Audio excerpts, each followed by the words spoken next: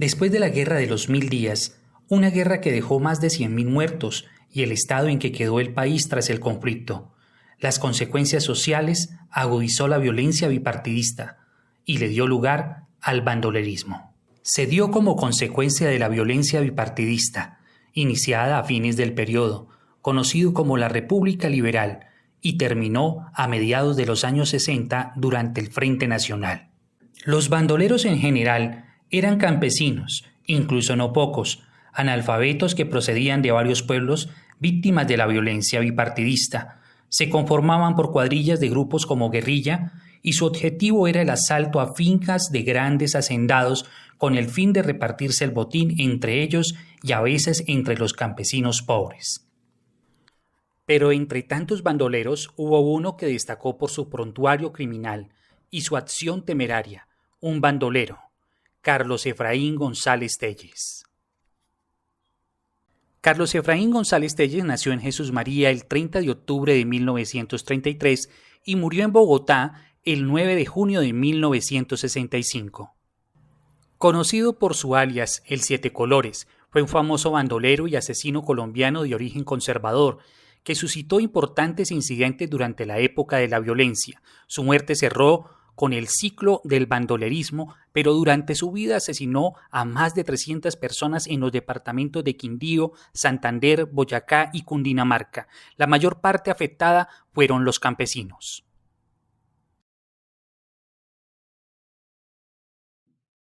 La violencia, bueno, eso es un tema extenso, pero podemos ubicarnos, por ejemplo, con la Guerra de los 1000 días. La cual luego viene seguido de una guerra entre partidos de conservadores y liberales. Años después también sucede lo del Bogotazo, con la muerte de Gaitán y se desata muerte y sangre injustificada. Y es en ese tiempo donde también salen el bandolerismo, ¿sí? Donde empezaron a crear como esas, en este tiempo lo que podríamos decir como grupos paramilitares, y cada uno tenía en su bando un bandolero, tanto conservadores como liberales. Hablando de bandoleros, entre los que más destacan es Efraín González, precisamente un asesino, alguien que era extremadamente sanguinario. En su hoja de vida tal vez aparecen más de 300 personas asesinadas por él, ¿no? Que de hecho tenía prácticas inusuales cuando los mataba. Y precisamente aquí, muy cerca donde estoy, que es a unos kilómetros, está Puente Nacional. En ese lugar ejecutó una masacre que se llama la famosa Cantarrana.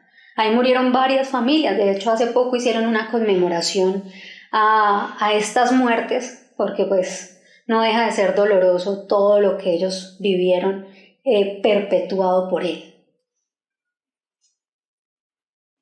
Bueno, y desafortunadamente en Colombia sucede algo, y es que tienden a abanderar a ese tipo de personas en muchas ocasiones, como que se les olvida el dolor que sufrieron tantas familias. Y muchos libros actualmente han salido como apoyándolo, diciendo que él era un Robin Hood de esa época, y habían ciertos grupos también políticos que lo veían como un héroe, pero para mi concepto él era un asesino.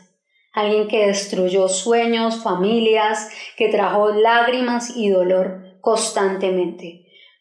Esa es la razón o lo que tengo en consideración de lo que era Efraín González.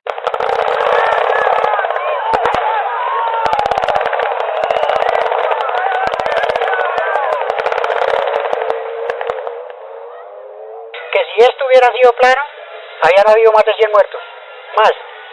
Gracias a la inclinación de la calle, porque ellos pusieron la máquina arriba en 3 patas, y entonces por eso fue que mucha bala cayó por ahí en el parque, porque se fue vía aérea, no se vino rastrera. Donde se venga rastrera, la matación había sido muy inmensa, sino por la altura que usted puede ver, se la pusieron en ese barranco alto, pues lógico, la bala se vinieron muy altas, y por eso que murió, no mataron tanta gente, sino donde habían más de 200 personas, ¿cuánta gente hubiera muerto? Esta calle estaba llenita de gente, colmada. Muy buenos días, el día de hoy me encuentro con el señor Julio César Nieves, quien es el director del Museo Real del municipio de Vélez, Santander. Buenos días, señor. Muy buenos días, señorita Marcela, ¿cómo está? Bienvenida. Sí, señor. El día de hoy le vengo a hacer unas pequeñas preguntas sobre violencia y bandolerismo.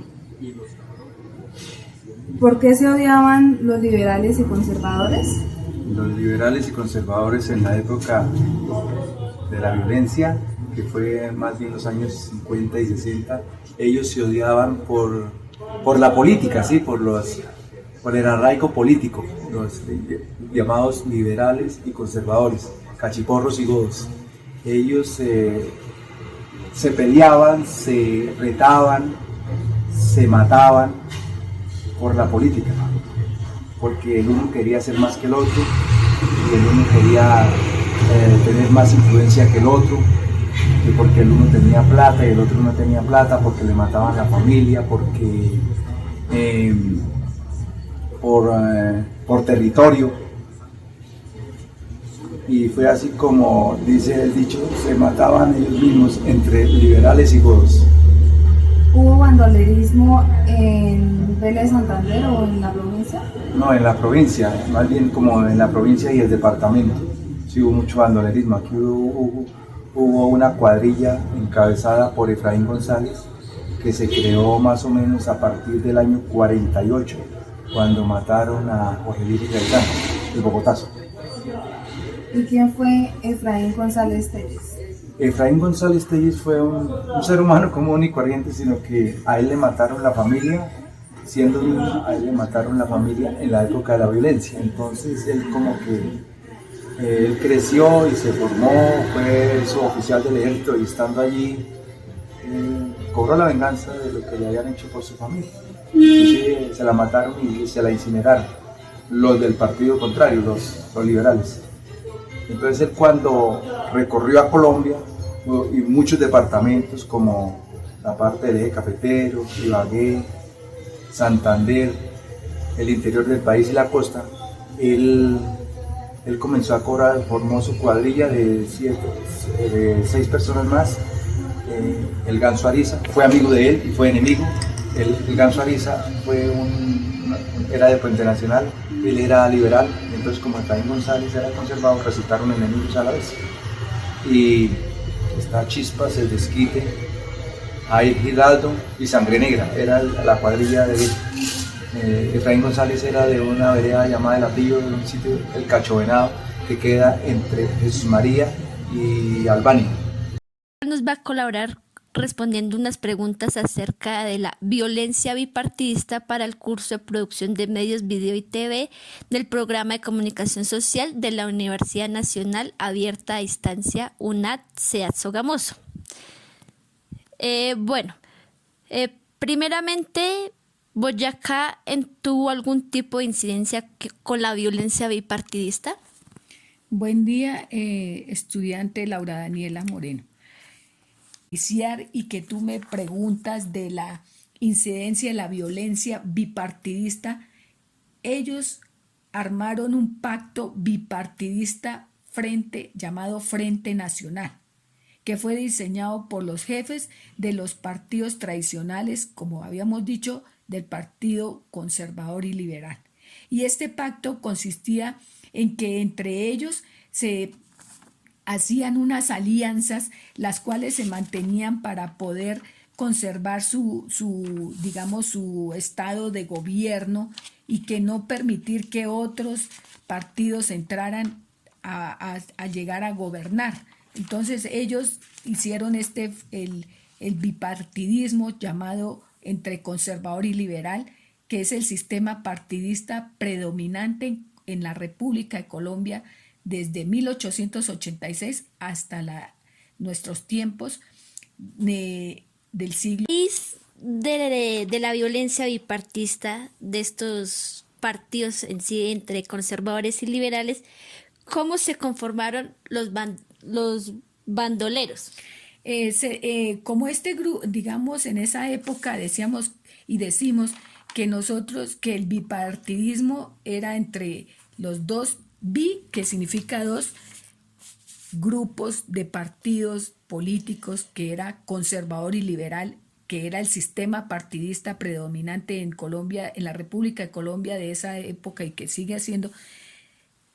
En esa época se decía que se conformaron los bandoleros. Así, la resistencia armada la protagonizaron los que se sintieron excluidos del poder. Aquellas personas o hombres que no estaban dentro del poder de conservador o liberal les llamaban los bandoleros, mientras el gobierno de turno los condenaba a la cárcel, al destierro o a la muerte porque no compartían sus preceptos políticos y porque no se acogían a los intereses del partido de gobierno de esa época. Las víctimas, a veces conservadores o liberales, prefirieron tomar las armas para hacer justicia por sus propias manos y en otros casos acoger el silencio como la mejor arma de defensa, pues algunos de ellos por el desplazamiento en sus territorios tuvieron que irse y pues ellos prácticamente formaron sus propios bandos. Estos campesinos que se adoptaron por las armas y que prácticamente quienes recayó el conflicto político fueron reseñados como simples malhechores, terroristas, criminales y bandoleros. De esta manera el conflicto bipartidista, que ya lo sabemos quiénes son, conservadores y liberales, se fue afianzando hasta convertirse en una estrategia de retaliación y venganza que fue experimentada por la población campesina durante la hegemonía liberal, más o menos en los años de 1930 a 1946, al igual que durante la hegemonía conservadora de 1946 a 1953. Entonces, los hechos históricos nos dan a reconocer que estos bandoleros siguen surgiendo hasta la historia, hasta el momento, hasta la actualidad, porque prácticamente vienen a ser los grupos que están fuera de la margen entre comillas, fuera de la margen de la ley, o que no siguen los preceptos políticos normales de esa época, que eran los bipartidistas entre pues los conservadores y liberales, y estos grupos fueron organizándose pues a través con sus armas y su moda de cómo tener que manifestarse frente al pueblo acerca de las humillaciones y los males tratos y los impuestos y las nuevas reformas de esa época, que era una forma de poder protestar y no seguir en el mismo sistema bipartidista. ¿Cuándo terminó dicha guerra entre los conservadores y liberales? Esto incluye, digamos, cuando se hacían, las violencias, las masacres y cese el fuego. ¿Cómo piensa que Pues a nivel de Colombia hubo muchos hechos históricos que marcaron realmente el nivel y el poder político en las élites con minorías y mantener el dominio, de esas mismas, del dominio paritario bipartidista de esa época de los dos grandes grupos políticos históricos. Pues estos dos grupos históricos sí continuaron, pero sin dejar surgir otras terceras fuerzas políticas, pues que sea, por la vía de la violencia directa. Ellos directamente liquidaban al adversario por factores políticos bipartidistas, el modelo excluyente, realizaban ejercicio de la política en el marco de la democracia imperfecta, sin permitir una reconstrucción de la nación presidencial continuada de la violencia política en Colombia. Incluso excluían de la política en Colombia a partidos diferentes que no fueran eso. Y esos hechos fueron desde el año de 1948 y lo vimos con Jorge Eliezer Gaitán. Surgen después terceras fuerzas políticas autónomas con nuevas propuestas de construcción de paz desde la insurgencia armada, y ahí es donde acá hasta el momento no se ha contado con el espacio, el respeto y respaldo institucional para que se desarrollen estas nuevas grupos que sí realmente velan por la paz en este país. Pues en este sentido También se aborda que en Boyacá el fenómeno de violencia bipartidista se presentó desde el comienzo de la República Liberal, posiblemente del mismo Frente Nacional que crearon estos dos grupos.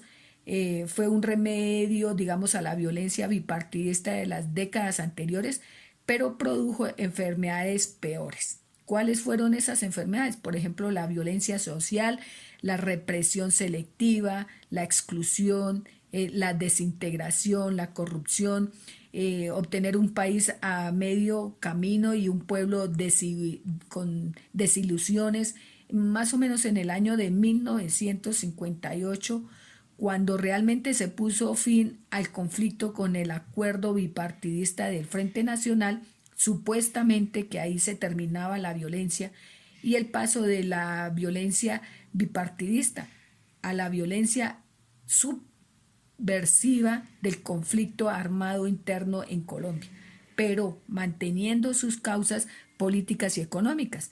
Eso es como una paradoja, porque a la final, para otros historiadores, el final del periodo se produjo realmente hasta después de 1966, cuando aún persistieron algunos eventos violentos asociados.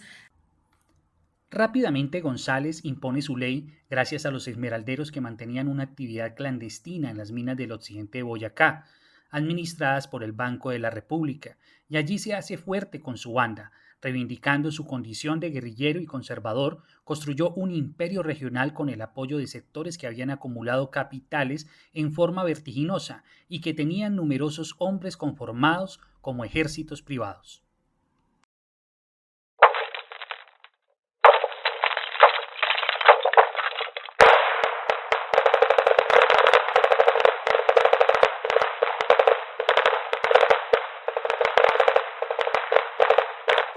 Agarramos un barretón que había allá en un cuarto, en un patio. Kirama, que era un soldado extraordinario, le dije: oiga, Kirama, traiga ese barretón y abre esa puerta, porque no hay nada más que hacer para estar seguros de que no está ahí. Kirama era en un corredor. Kirama rompió esa puerta. Cuando la puerta se abrió, salió disparando Efraín y me mató prácticamente dos agentes ahí en el corredor, y a mí me hirió en la mano. Entonces ahí empezó el combate. Ya nos dimos cuenta que la cosa era en serio, que ahí que estaba muy bien armado, que estaba muy apertrechado, y que ese cuarto era definitivo. A las 3 de la tarde la cosa se agravó, porque ya nos habían matado 4 de los agentes que yo tenía, y me habían herido como 15, ya llevábamos como 10 heridos. Entonces la cosa era de extrema gravedad. Además no tenía comunicación yo con el exterior, se pensó que estaba también muerto, y entonces empezó la ofensiva a la casa. Se sabía que estaba ahí, pues para enfrentarlo y liquidarlo. En eso nos dieron las 3 de la tarde, logré salir por la puerta, no sé cómo hice, en medio de la oscuridad que producen las explosiones. Salí, le conté todo a esa matallana, y a partir de ese momento se planeó lo que se llama la segunda etapa, o sea, volver a entrar a la casa a liquidar el problema entre las 4 de la tarde y las 7 de la noche, que fue cuando se dio de baja. El coronel Luis Alberto Pulido, en su libro Plan Lazo, relata los últimos minutos de Efraín González. Presionado por las circunstancias y ante la creciente multitud de personas que llegaron desde diferentes partes de la ciudad, a las 7:15 p.m. el coronel Matallana ordenó una nueva serie de disparos de cañones 40 y 57 milímetros, con la subsiguiente incursión táctica al precio que fuera necesario aceptar. La situación se tornó muy complicada y no se pudo efectuar el asalto masivo porque cerca del 90% de los soldados presentes en el sitio estaban empeñados en evitar que los mirones se convirtieran en escudos humanos del bandolero para que escapara.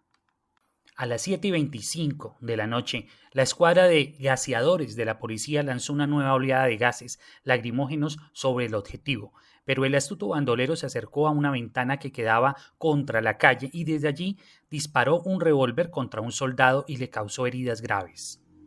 Luego le sobrevino una tensa calma de 10 minutos, al cabo de los cuales Efraín González corrió hacia un boquete que había en la tapia de la parte trasera de la vivienda aledaña al potrero mientras disparaba un revólver contra quienes operaban el cañón de 40 milímetros y un equipo de gaseadores de la policía. Instintivamente todos los soldados que estaban en el sector dispararon sus armas contra el fugitivo. Uno de los disparos del fusil lo impactó y lo arrojó al suelo. El bandolero se levantó e intentó huir hacia el portero, pero un nuevo disparo lo mató.